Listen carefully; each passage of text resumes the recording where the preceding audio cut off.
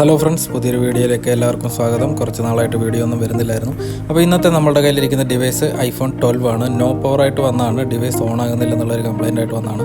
Customer use ചെയ്തുകൊണ്ടിരുന്നപ്പോൾ പെട്ടെന്ന് charge പുറകോട്ട് ഇറങ്ങിപ്പോയിട്ട് ഓഫായി പോയതാണെന്നാണ് പറഞ്ഞത്. ചെറിയ രീതിയിൽ ഹീറ്റും ആയിട്ടുണ്ടായിരുന്നു. നമുക്കിപ്പോൾ ഡിവൈസ് ഓപ്പൺ ചെയ്തിട്ട് ബോർഡിലൊന്ന് ചെക്ക് ചെയ്ത് നോക്കണം. അതിനായിട്ട് ഡിവൈസ് സേഫായിട്ട് നമ്മൾ ഓപ്പൺ ചെയ്തതിന് ശേഷം ബോർഡിൽ എന്ത് കണ്ടീഷനിലാണ് ഇപ്പോൾ ഉള്ളതെന്ന് ചെക്ക് ചെയ്യാനാണ് നമ്മൾ പോകുന്നത്. ഡിവൈസ് ഓപ്പൺ ചെയ്തെടുത്തിട്ടുണ്ട്. നമുക്ക് ഡിസ്പ്ലേ സേഫായിട്ട് റിമൂവ് ചെയ്ത് മാറ്റി വെക്കാം. അതിനുശേഷം ബോർഡ് മൾട്ടിമീറ്റർ ഉപയോഗിച്ച് നമുക്ക് ചെക്ക് ചെയ്ത് നോക്കാം. നമ്മൾ ഡയോഡ് മോഡിലിട്ട് ചെക്ക് ചെയ്ത് നോക്കുമ്പോൾ രണ്ട് സൈഡിലും വാല്യൂ ഒന്നും കാണിക്കുന്നില്ല. അതായത് ബോർഡ് കംപ്ലീറ്റ് ഇപ്പോൾ ഷോർട്ടിലാണ് ഉള്ളത്.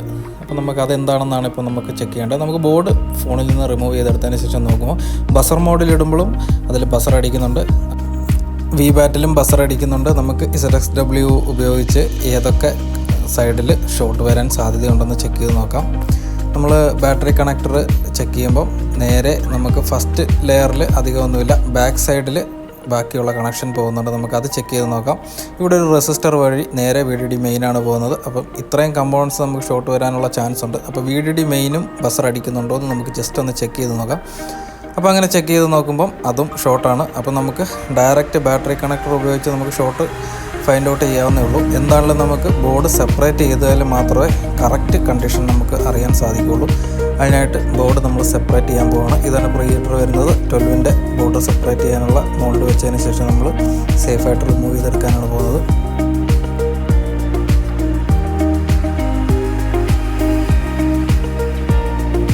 ബോർഡ് നമ്മൾ സെപ്പറേറ്റ് ചെയ്തെടുത്തിട്ടുണ്ട്. അല്പനേരം കൂളിങ്ങിന് വെച്ചതിന് ശേഷം നമുക്ക് ബോർഡ് ഫസ്റ്റ് ലെയർ ഒന്നുകൂടെ ഒന്ന് ചെക്ക് ചെയ്ത് നോക്കണം.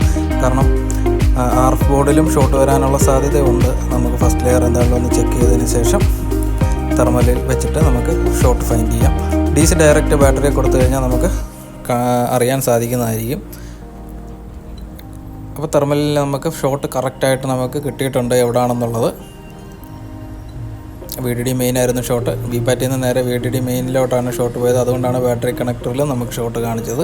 നമുക്ക് ഷോർട്ടായ കമ്പോണൻറ്റിനെ ഇനി റിമൂവ് ചെയ്തതിന് ശേഷം ഒന്ന് ചെക്ക് ചെയ്ത് നോക്കാം. ഈ ഒരു കപ്പാസിറ്ററാണ് ഷോർട്ടായിരിക്കുന്നത്. ഷോർട്ടായതുകൊണ്ട് തന്നെ അധികം പ്രയാസപ്പെടേണ്ട വന്നില്ല. കമ്പോണൻ്റ് ഇളകി പോന്നു. അപ്പോൾ അത് ചെക്ക് ചെയ്യുമ്പോൾ അതിൽ ബസർ വരണം. നമ്മൾ മൾട്ടിമീറ്റർ ഉപയോഗിച്ച് ചെക്ക് ചെയ്യുമ്പോൾ അതിൽ ബസറുണ്ട്. അപ്പോൾ ആ ഒരു കമ്പോണൻറ്റ് ഷോർട്ടായിരുന്നു. ഇനി നമുക്ക് ബോർഡ് ക്ലീൻ ചെയ്തതിന് ശേഷം നേരെ റീഫിക്സ് ചെയ്ത് ചെക്ക് ചെയ്ത് നോക്കാം കംപ്ലയിൻറ്റ് സോൾവ് ആയിട്ടുണ്ടോ എന്ന്.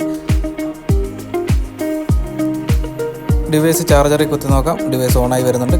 കംപ്ലയിൻറ്റ് സോൾവ് ആയിട്ടുണ്ട്.